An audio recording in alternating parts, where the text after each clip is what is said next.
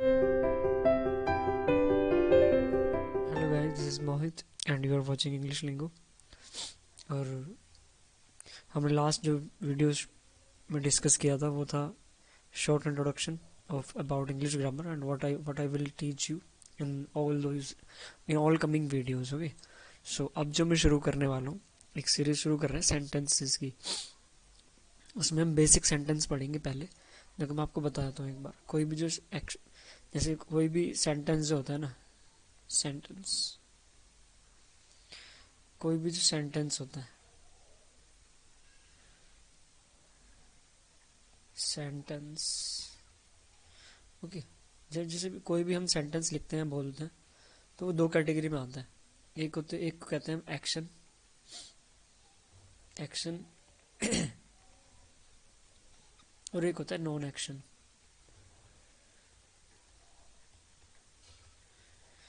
Action वो होता है गाइस जिसमें वर्ब दी हो। ओके, नॉन एक्शन वो होता है जिसमें वर्ब ना दी हो। Verb is not given, verb is not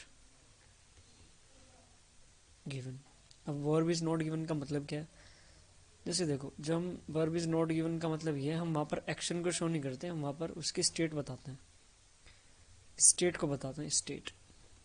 okay, state का मतलब होता है किसी चीज़ का होना बताया जाता है। जैसे मैंने कहा यह एक पेन है, तो मैंने कहा he is a teacher, he is a teacher, कि वह एक टीचर है। ओके, और एक सेंटेंस मैंने कहा he is teaching, he is teaching, कि वह पढ़ा रहा है। ठीक है, तो इसमें देखो, इसमें गाइस ये एक्शन है। ओके, टीच एक एक्शन होता है, एक वर्ब है टीच, इसका मतलब होता है पढ़ाना। ओके, तो टीच इसमें क्या है, एक वर्ब है। लेकिन इस सेंटेंस में कोई वर्ब नहीं है। इसमें क्या बताया जा रहा है, इसमें स्टेट बताई जा रही है कि जो है ही, वो क्या है, एक टीचर है। ओके, स्टेट बताई जा रही है, एक्शन नहीं है इसमें। यानी कि जो भी ये पर्सन है वो क्या है, एक टीचर है। ठीक है, और अगर कोई क्लास में, कोई बोर्ड पर अगर कोई पर्सन है, ठीक है, वो यहाँ पर क्या कर रहा है, ये यहाँ पर टीच कर रहा है। ठीक है, तो ये टीचिंग है, ये एक एक्शन है, और ये नॉन एक्शन कैटेगरी का है, he is a teacher. Okay, तो इज एम आर को अब देखो, यहाँ पर भी हमने इज यूज किया, यहाँ पर भी हमने इज यूज किया, लेकिन इसमें वी फोर आ रही है, तो ये कॉन्टिन्यूस टेंस हो गया जो हम कॉन्टिन्यूस टेंस हो गया जो हम पढ़ेंगे आगे आने वाली वीडियोस में। ओके, और ये जो इज है, ये इसकी स्टेट को रेफर कर रहा है। स्टेट का मतलब है उसकी अवस्था को बता रहा है, हिंदी में अगर हम बात करें तो। जैसे मैंने कहा ये एक पेन है, ठीक है, तो यहाँ पर भी ये क्या बता रहा है, स्टेट को बता रहा है। तो कहने का मतलब हम सेंटेंस को दो तरीके से पढ़ते हैं, एक एज एक्शन और एक होता है नॉन एक्शन। एक्शन का मतलब जिसमें काम होता है, नॉन एक्शन का मतलब जिसमें काम नहीं होता। जैसे मैंने कहा कि मैं घर पर हूँ, तो इसमें कोई एक्शन नहीं हो रहा, आप स्टेट बता रहे हैं अपनी। ठीक है, और आपने कहा मैं घर पर पढ़ रहा हूँ, तो यहाँ पर एक एक्शन हो गया, पढ़ना। तो ये होता है एक्शन और नॉन एक्शन की कैटेगरी। ओके, तो और guys, is am are, am is am और आर। ठीक है, इस एम आर को हम तीन तरीके से पढ़ते हैं। एक एज अ नॉन एक्शन, जो कि आज हम पढ़ेंगे, नॉन एक्शन। ओके, एक है एक है टेंस में पढ़ेंगे। ठीक है, एक्टिव वॉइस, जैसे मैं पढ़ा रहा हूँ, ठीक है, या मैंने कहा उसके पापा उसे डांट रहे हैं। ठीक है, तो ये एक टेंस है। ठीक है, डांट रहे हैं, और मैंने कहा उसकी डांट पड़ रही है। तो टेंस जितने भी होते हैं ना, वो एक्टिव वॉइस होते हैं। अब एक्टिव वॉइस क्या होता है, आगे पढ़ने वाले हैं। ठीक है, और इनके साथ वी थ्री भी आती है, यानी कि यहाँ पर वी फोर आती है। वी फोर का मतलब होता है जब वर्ब के साथ आई एन जी लग जाता है, उसे वी फोर कहते हैं। और एक वी थ्री भी आ रही है। तो वी थ्री क्या है, ये पैसिव को बताता है। मैंने कहा उसकी डांट पड़ रही है, he is being scolded, he is being scolded. तो इसमें क्या था, ये पैसिव था। अब कैसे पैसिव है, ये हम आने वाली क्लास में डिस्कस करेंगे। ओके गाइस, तो मैंने आपको शॉर्ट इंट्रो दिया आज का कि हम सेंटेंस पढ़ने वाले हैं अब से, सेंटेंस। ठीक है, सीखने वाले हैं कि सेंटेंस कैसे बनाए जाते हैं। दो तरह की सेंटेंस होते हैं, एक एक्शन और एक नॉन एक्शन। एक्शन में वर्ब होती है आपके पास, जितने भी हमने टॉपिक लिखे थे ना कल ग्रामर के, सारे tense, grammar, tense models, passive narration, conditionals, सारे टॉपिक जो थे ना वर्ब थी उनमें, वर्ब होगी उनमें सब में, तो वो सारे एक्शन की कैटेगरी हैं। लेकिन अभी कुछ एक दो तीन वीडियो में हम क्या करेंगे, नॉन एक्शन का छोटा सा पार्ट है उसे कवर करेंगे पहले। तो नॉन एक्शन का मतलब क्या होता है, जिसमें एक्शन ना हो। एक्शन ना हो तो क्या होगा, एक्शन नहीं है तो उसमें स्टेट होगी, ठीक है, या किसी चीज़ का होना बताया जाता है। जैसे मैंने कहा कि भाई यह एक घर है, तो इसमें कोई काम नहीं है, उसकी स्टेट बता रहे कि जो यह चीज़ है वो एक घर है, यह एक मोबाइल है, मैं उसके पापा पुलिस में है। एक्शन नहीं है कोई, इसमें स्टेट बताई जा रही है कि उसके पापा का जो प्रोफेशन बताने के लिए यूज़ कर लेते हैं वैसे, ठीक है। तो आज जो हम पढ़ने वाले हैं वो यही पढ़ने वाले हैं, ओके। क्या पढ़ने वाले हैं, सेंटेंस में कौन सा नॉन एक्शन को फिनिश करेंगे पहले, ठीक है। नॉन एक्शन में हम क्या क्या पढ़ने वाले हैं मैं एक बार और बता देता हूँ आपको, ठीक है। अब हम बात नॉन एक्शन की करेंगे, ठीक है गाइस। तो नॉन एक्शन में जो, इसे हम बाद में पढ़ेंगे, डिटेल में पढ़ेंगे, ये बहुत बड़ा टॉपिक है तो कवर करेंगे आराम से। तो नॉन एक्शन में जो हम कवर करने वाले हैं वो करेंगे सबसे पहले इज एम आर को, इज एम आर सबसे पहले इसे कवर करेंगे। फिर यूज करेंगे हैज और हैव को, ठीक है, और हैड को भी कवर करेंगे, ठीक है। ये चीज़ें कवर करने वाले हैं हम, ठीक है, ओके। तो पहले इनको शॉर्ट में सीखते हैं कि इज एम आर का यूज़ क्या है in non action category. Divide कर दिया मैंने कि नॉन एक्शन कैटेगरी में पढ़ने वाले हैं हम, इन्हें नॉन एक्शन में किस तरीके से हम यूज़ करते हैं, okay. So let's get started.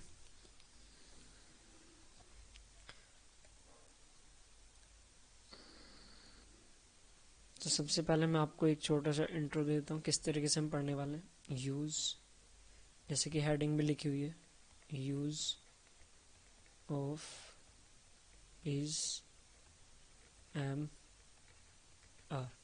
देखो भाई, जब भी use of is am are का यूज़ हम तब करते हैं जब किसी सेंटेंस के लास्ट में क्या आता है आ जाए, ठीक है।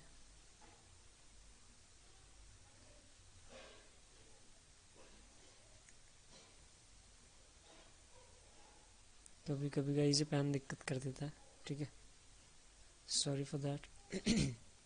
तो इस एम आर का यूज़ तब हम करते हैं जब किसी सेंटेंस पे लास्ट में है आ जाए, हूँ आ जाए, ठीक है आ जाए, हूँ आ जाए, या हो आ जाए, ठीक है। इनके लिए हम यूज़ करते हैं इज एम आर को। राइटिंग को माइंड मत करना, थोड़ा समझना, मैंने हिंदी में लिखे हुए हैं सेंटेंस, ओके। तो इसकी जो स्ट्रक्चर होती है ना, सबसे पहले जो सेंटेंस होता है वो होता है सिंपल सेंटेंस।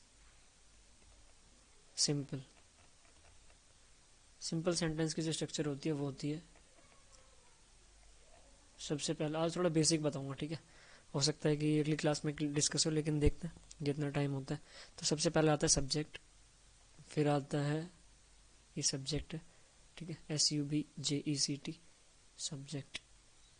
फिर आता है इज या एम या फिर आर, और फिर आते हैं गाइस अदर वर्ड्स। यहाँ पर मैं अदर वर्ड लिख रहा हूँ अभी, ठीक है। अदर वर्ड का मतलब क्या है हम आगे डिस्कस करने वाले हैं डिटेल में। अदर वर्ड्स, तो सबसे पहले सब्जेक्ट आया, फिर इज एम आर आया, और फिर अदर वर्ड आए, ठीक है। तो सबसे पहले सब्जेक्ट। अब देखो, सब्जेक्ट को हम दो कैटेगरी में डिवाइड करते हैं on the basis of number. अगर उनके नंबर के अकॉर्डिंग डिवाइड किया जाए तो हम सब्जेक्ट को दो पार्ट में डिवाइड करते हैं। एक को हम क्या कहते हैं, सिंगुलर, आप सबको पता है बट कोई नहीं, एक बार रिवीजन कर लेते हैं। सिंगुलर, तो सब्जेक्ट दो होते हैं, एक होता है सिंगुलर। अगर हम नंबर के बेस पे डिवाइड करें, सब्जेक्ट को मैं डिटेल में ही बात करूंगा एक बार गाइस, ओके।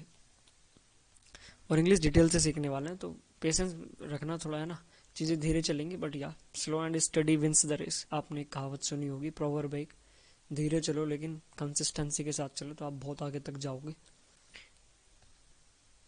ओके। तो सिंगुलर होता है, अगर मैं हिंदी में बात करूं, देखो दोनों लैंग्वेज में देखेंगे हम, ठीक है, बाइलिंगुअल पढ़ाऊंगा मैं आपको, हिंदी में भी और इंग्लिश में भी। देखो सिंगुलर का मतलब होता है, क्या होता है सिंगुलर का मतलब, कि जब हम when we talk about one person, place और थिंग्स, जब हम एक व्यक्ति, वस्तु या स्थान के बारे में बात करते हैं तो उसे सिंगुलर कहता है। किसी भी एक वस्तु, व्यक्ति या स्थान, कुछ भी हो, एक है तो वो सिंगुलर है। ओके, एक से ज्यादा है तो प्लूरल है। Means when we talk about one person, place और thing, it is called singular. Okay, and when we talk about more than one person, place और thing, is called plural. Okay, एक के बारे में है तो सिंगुलर, एक से ज्यादा है तो प्लूरल। तो हम इसे एक दूसरी कैटेगरी होती है इसकी प्लूरल। ओके, तो सिंगुलर का मतलब क्या होता है? जब हम एक के बारे में बात करते हैं, सिंगुलर जैसे एग्जांपल हो सकता है ही,